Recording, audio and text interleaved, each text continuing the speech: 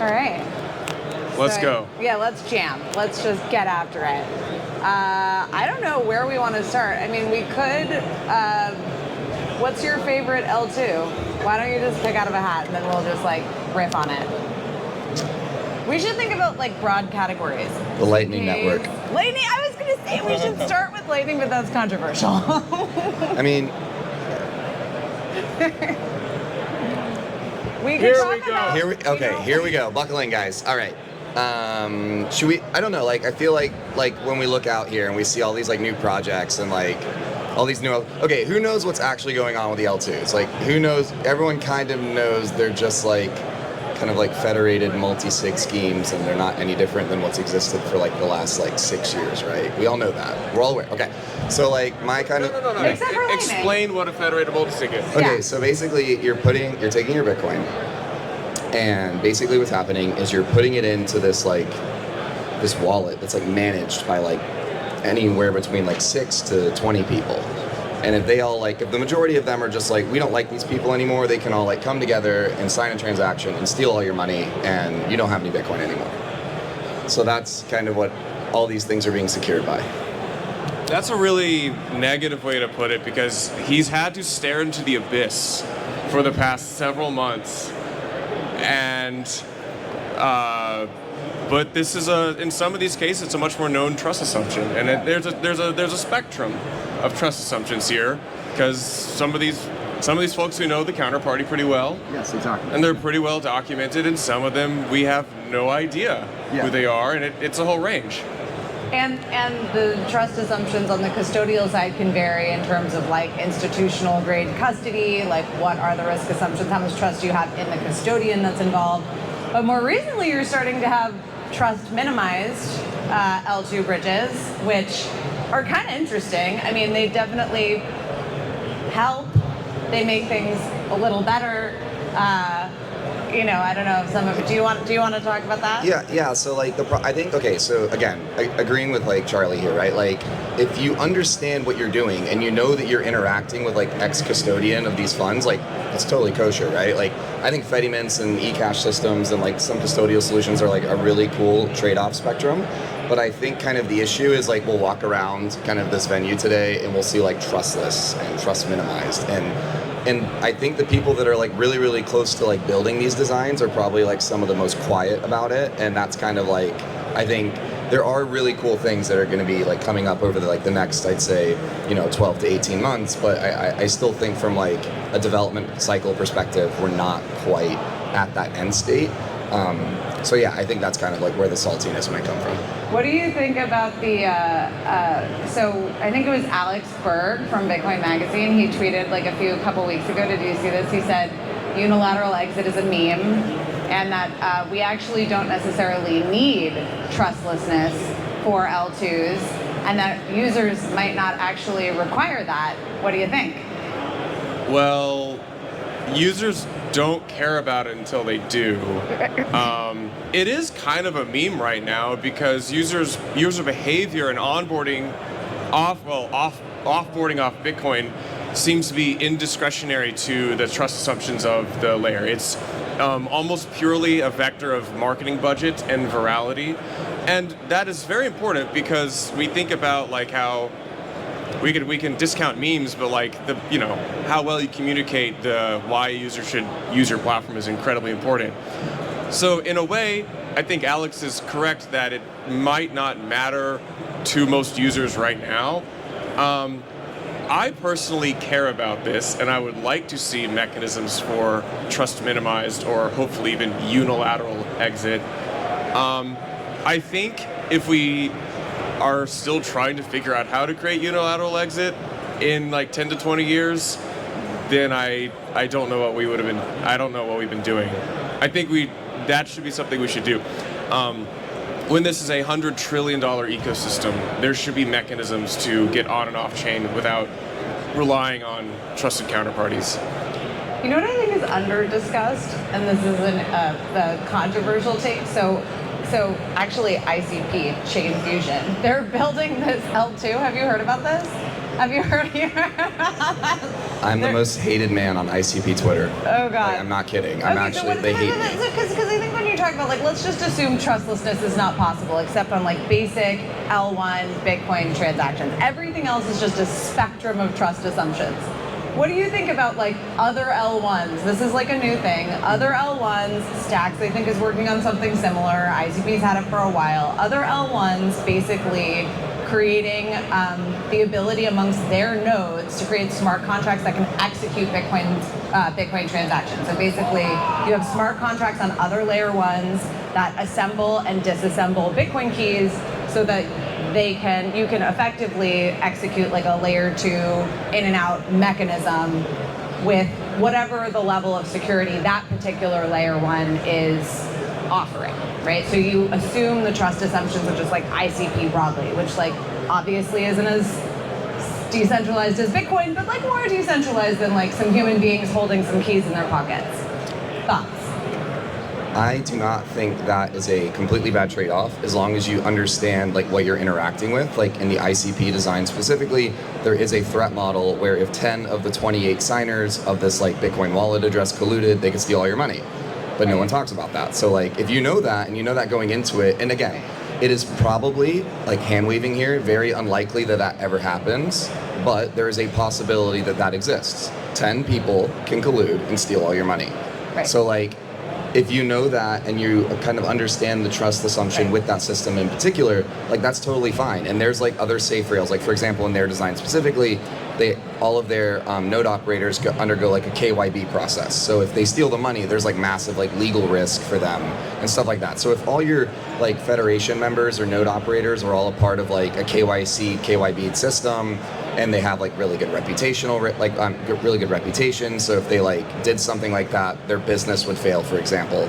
That's a worthwhile trade-off. It's just we're not describing it in that way. And I think that when you have it at like a consensus level mechanism, some of the people are trying to like maybe hand wave that aspect of it away. So I would say that. Yeah, I actually think it's pretty great to leverage, I would say, real-world institutions, such as the trust and legal enforcement for a US-based company to act good and protect the users of their platform.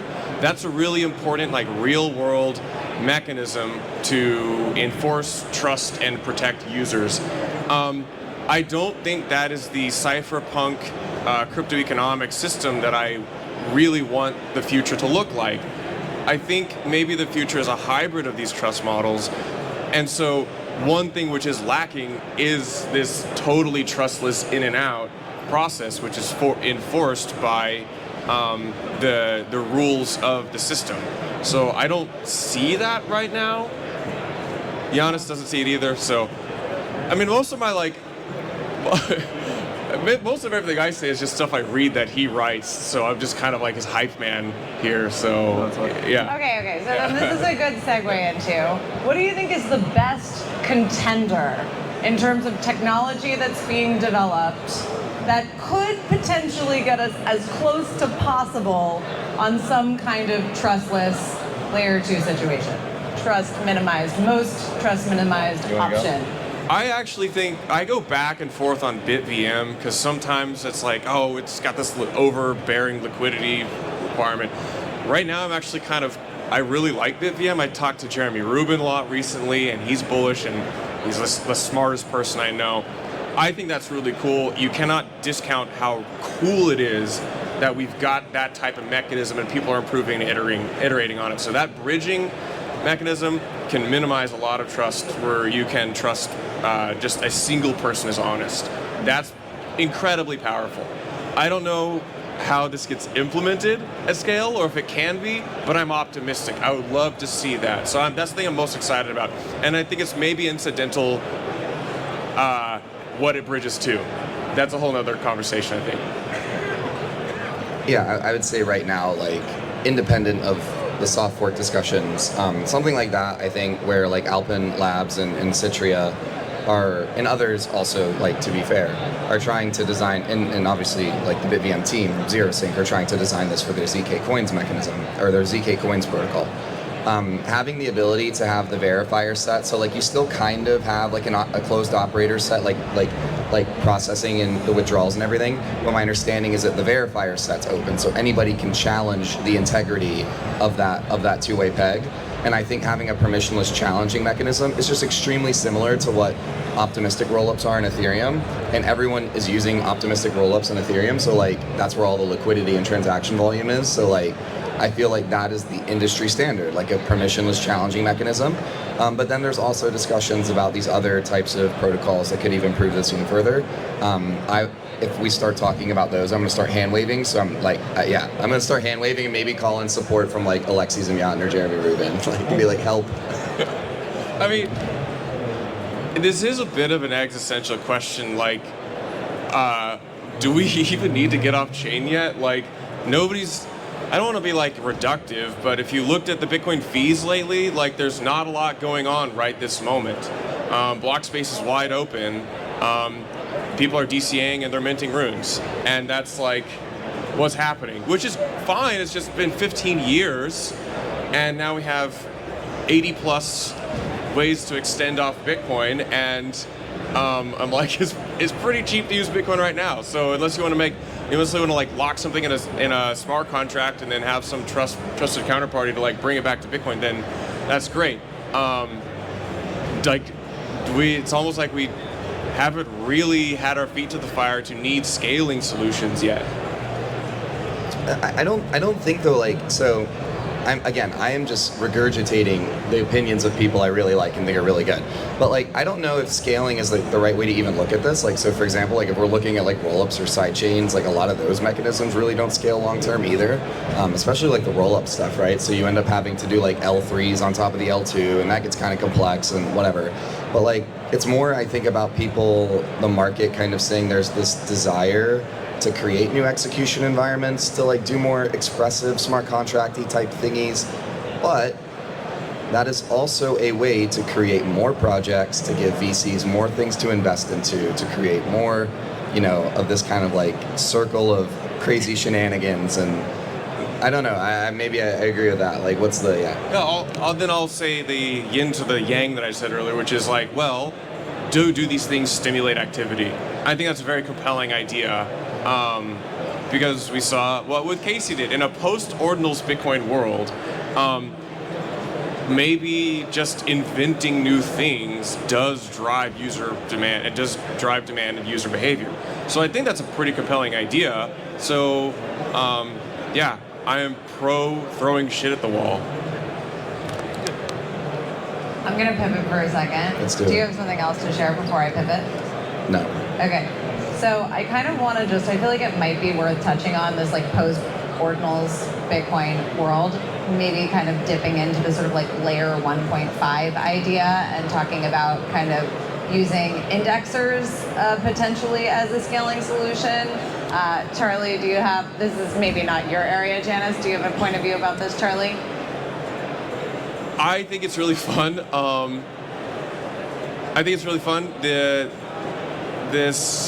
There's been a lot of discussion, if you're not familiar, in the world of Bitcoin native assets, which are issued with various I would say, versions of inscriptions.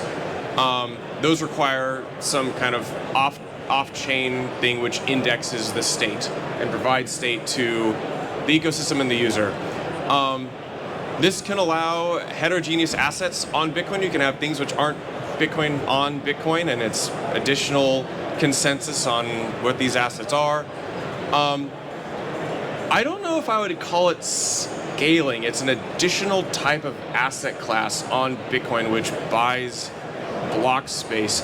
You can create almost like a synthetic type of smart contract. Programmability would probably be a better way of Programmability. You can call it, you can do that, and that's a really interesting thing that I'd never thought of before. I'm curious to see if people want to use it.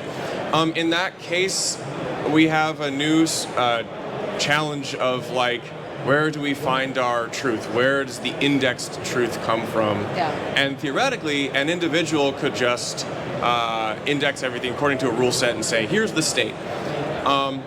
In practice, most people call an API to see what the state is, and there's a handful of these API providers, and in some capacity just effectively one.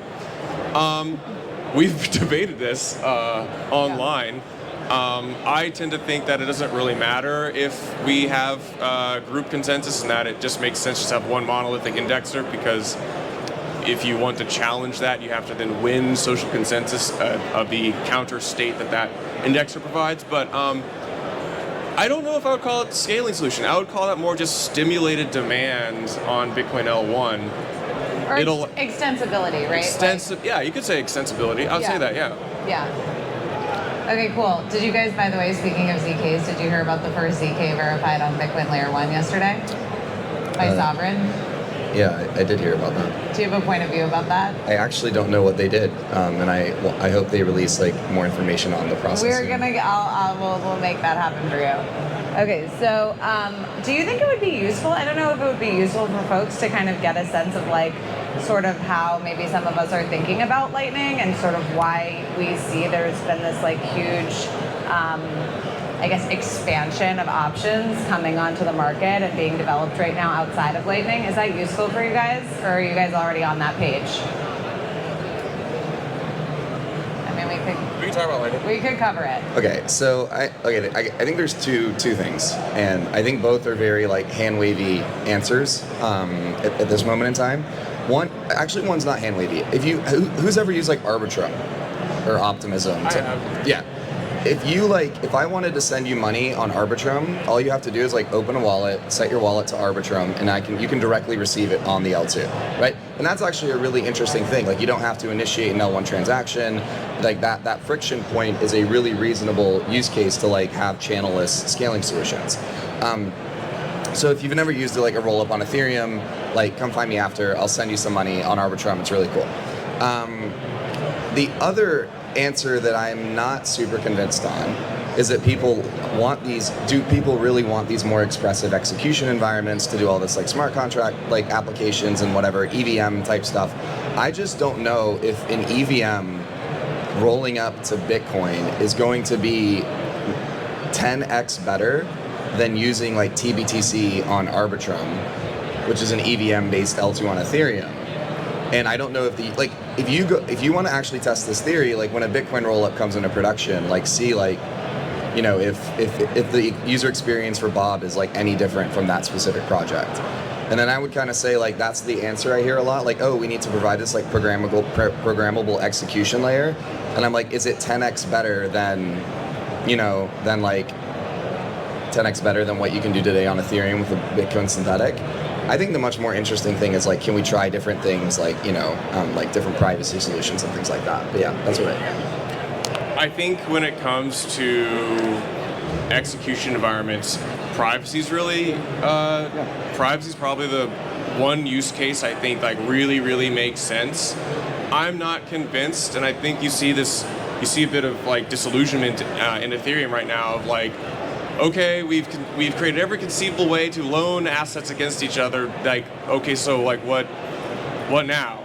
And I'll shout out, I'll shill a bit. We have our media company has the Gwart Show, and he's he has some great discourse on this, talking with people who built these and reflecting on the whys, stripping back to the roots of what is the purpose of a blockchain, yeah, I think privacy is a very compelling solution for people who want to do all the things with money that they just can't do in the real world and avoid KYC. Beyond that, it's still, I think, incumbent upon the market to prove that that these are use cases that should exist for a long time. I think loaning against assets is really important, which you probably need good execution environments for, but I think a lot of us are kind of sitting on our hands going, we've been doing this for so long, like are we going back, are we just round tripping back to the blockchains for hard money? I don't know. Yeah. So like the really interesting thing is like I used to work in the Ethereum space and like, yeah, shitcoiner, but whatever. Yeah. Me too. Yeah, it's all good. Testnet. Yeah. But the problem in Ethereum right now is if you look just even from a social perspective, right, like everyone is just burnt out. Like there's so much infrastructure and there's so many new infrastructure. Like there's like 7 to 8 modular data availability layers, and it's like we don't need 7 to 8 modular data availability layers, right? Like so I feel like the demand to do all of this stuff on Bitcoin is like a very valid point, but I just don't, like, what applications are we going to build, right? I still haven't heard, I've heard one, and I can't share what it is, but it's really cool. But like, other than the one thing I've heard, I haven't really heard of like what application use case is going to bring all of these users, not just for like, okay, so when the users are coming onto these new chains, it's like they're just trying to like farm tokens because they're going to get a token airdrop. And like outside of that, I don't know what we're actually going to do. Like, I don't know what applications are going to bring all of these users like to all these different execution environments. So I would say like those, to answer your question, that's what I hear when I'm like, oh, I want another solution alternative to Lightning. I just struggle sometimes seeing how it's going to be 10x better than what we can do on like Arbitrum today. We could theoretically say that a lot of the world's markets do go on-chain, maybe all of them, and maybe it just takes a lot longer for us to like trip over ourselves until maybe it takes decades for that to happen. Maybe we have to have this like wandering the desert, shitcoin, shitcoin, shitcoin until it becomes more material, and that's a very valid view. I think that's pretty compelling. But until then, a lot of us will experience these cyclical disillusionment moments. Yeah. Maybe it took 10 years for Ethereum to go from hopeful, optimistic to disillusioned. Maybe we have to have several of those iterations. I don't know. I think it's a great time for us to pull back and say we're a $3 trillion asset class. 1.4 of it is Bitcoin. Maybe we have to keep throwing stuff at the wall until we reach a $100 trillion asset class and we're actually mature and we figure these things out. I do think we probably have to have a soft fork between now and then. Yeah, I would say that's a reasonable take, and I think like if the end state is just we have all of the shit coins like priced against Bitcoin, like that's a really good end state, and I think that's reasonable as well. Like if you look at the last cycle and like what people did with NFTs on Ethereum, and then what people are like doing with meme coins on Solana. Like if you want that activity to be just traded in BTC and like done directly like on a system that inherits security from Bitcoin, that is like a reasonable enough argument. That's a great argument. I just don't, outside of that, I struggle to see like why people would want anything else. I'm like kind of skeptical that it'll be these like sort of like marginal advancements in tech that actually do bring users over. Like I think that like the bigger problem is like we have these sort of like, you know, financial, like giant TradFi organizations that are making so much money through like layers and layers and layers of like crap that like everyone makes money at like every layer of like thing that actually makes TradFi products worse for people. And there's like an incentive problem that like keeps this whole financial system, like TradFi financial system, from moving over to some of these technologies that we're talking about. And so, I don't know, there is a part of me that sometimes feels like maybe we spend too much time kind of navel gazing about our tech and not enough time like actually reaching out and like educating people in TradFi and like trying to get payments companies to understand what we're doing.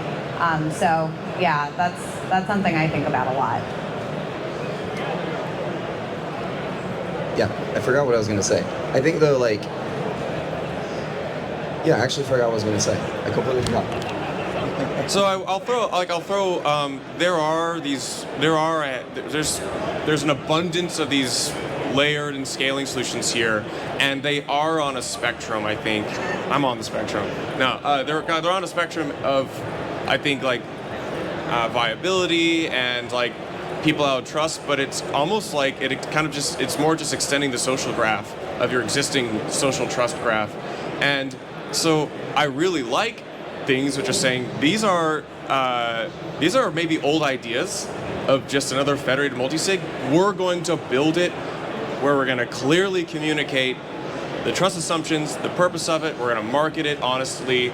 I like that. I think it makes sense. It makes sense from an investment direction. It makes sense. Maybe part of the problem has been that a lot of these haven't been intellectually honest for the past several years, and maybe that lends some more, credence to their use. And maybe, if ETH is a test net, then we just spent the past several years testing all these goofy ideas, and then now we can implement them on Bitcoin for them to actually be used for real purposes. I don't know. kind of spitballing on this idea. Well, and the reality of the situation is like even custodial products that already exist, like in many instances, are just far superior to what like the traditional finance system looks like right now, right? So like even if we made no technical advancements, even if unilateral exit was never achievable, which it might not be, you know, there's still like the existing technology is still a vast you know, step in the right direction, I think, relative to like these like 3 to 5 day ACH, like weird centralized, like Fed controlled banking solutions that we have. So yeah, I mean, you could, yeah, go ahead. I mean, like building on that, and I remember what I was going to say, and it's actually relevant, so this is really helpful. But like if you're a user, right, and you're just like a normal person, and you download some wallet, and it's like, this is a Bitcoin wallet, and it's not a Bitcoin wallet, it's a Bitcoin IOU that someone can steal from you. Like, I feel like that's kind of my issue, my beef with all of like the newer L2 solutions. Like, that's essentially what is happening, and it's not being marketed or documented like that, and I feel like that's where a lot of this, like, if you see a lot of pushback on like a lot of the stuff that's going on in this Expo Center right now, it's more because we have really cool opportunities to look at other scaling roadmaps from other ecosystems and look at what, like, maybe what they did wrong or what they could have improved on. And we are just like doing it all over again. And I think like 3x worse. And it's kind of like, hey, why don't we like reset a little bit? And then the other issue is that then you group it all into one thing, and the really legitimate projects who are trying to do like really cool shit like get thrown into this like bucket of like all these like roll-ups are scams, and it's like, well, I don't think all roll-ups are scam. I just think most of them are. Okay, on that note, Charlie, last words, final words. We're wrapping up. I want people to use these layer 2s, but I want people to use Bitcoin itself even more. Hear, hear. I know we've spent the past 10 years advocating for DCA. Now we need to advocate for go use your Bitcoin. Go out into the world, go buy JPEGs. It's a digital asset. It's an endogenous system where the money stays in. We're denominating in Bitcoin. That's cool. That can turn into like real use cases, local, you know, crypto economies, and this is cool. So I want people to go try everything. I think we should be in an era of active interaction with the Bitcoin network, and not this cloistered mindset where we only do one thing. I think Bitcoin can be so much more than that, and I think the way we get there is by interacting with it way more. Yeah, like the more you interact with it, the more you learn about the systems that you're using, and it's really, and then you can kind of like, I don't know, figure out which one's best for your use case. I love using, you know, Lightning wallets and buying coffee with Lightning. I'm really weird, and yeah, just like what Charlie said, just use Bitcoin. Bitcoin can be a medium of exchange. It's a really cool medium of exchange. It's better than dollars. Use it. Awesome. I think that's a great. Oh, Wait, questions. Oh, let me grab. You keep this one. No, Okay. you take mine. I took your. Yeah, you share that one. Okay. Okay. Okay, well, we're going to do a few questions just to remind Q&A. everybody. Coming up at 12 o'clock, we got Paul Sork who's going to present. At 3 o'clock, we've got Paul, Mike Casey, and Robin Linus of NPM. They're going to be here, so make your way back here. Also, we have a testnet Bitcoin faucet over there. If you have any idea what that means, go over and grab your testnet Bitcoin. Any questions?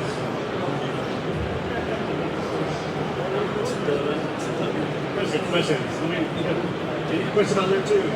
Casey, you got one. The man himself. I noticed you guys didn't talk about OpCat much. What is your feelings and flavors on that particular thing? Who wants to take that?